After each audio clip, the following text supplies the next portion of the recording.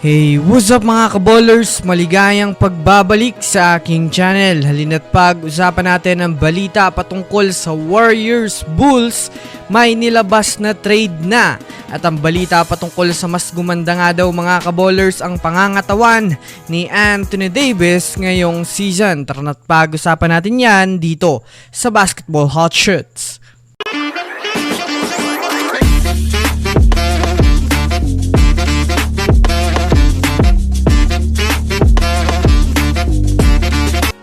Una nga muna tayong dumako mga kaballers sa balita patungkol sa mas gumanda nga daw ang pangangatawan ni Anthony Davis ngayong season.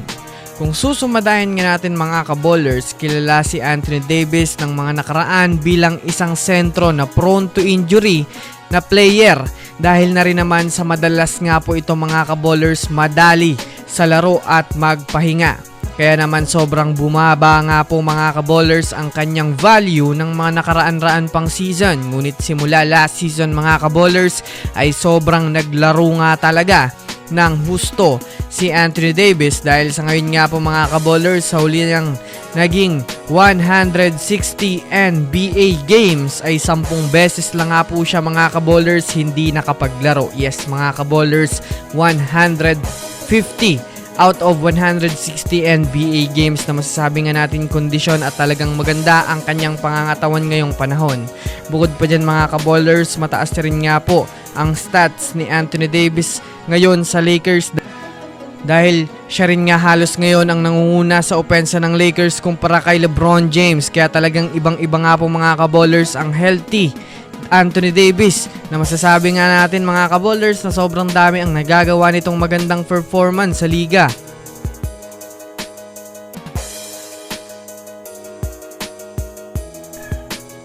Samantala, dumako naman tayo mga kaballers sa balita patungkol sa lumabas na trade ng Warriors at ng Chicago Bulls. Alam naman nga natin mga kaballers na sobrang mainit ngayon sa trade rumors ang kupunan ng Golden State Warriors. Tinatrabaho nga nila mga kaballers ang kanilang mga gagawin ngayon sa darating na trade season. Mismong si Mike Dunleavy Jr. na rin naman nga po mga kaballers ang nagsabing nakafocus na nga po siya sa improvement ng kanilang kupunan ngayon sa liga.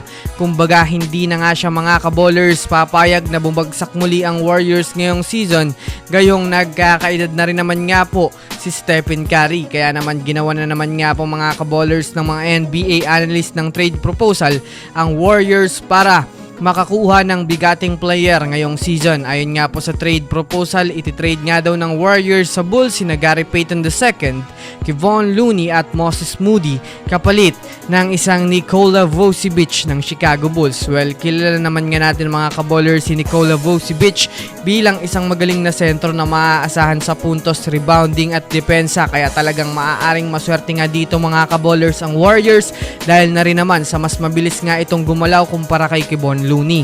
Kaya labas mga Warriors fans, ano nga po mga kaballers sa tingin nyo? Sang-ayon nga ba kayo sa trade na ito?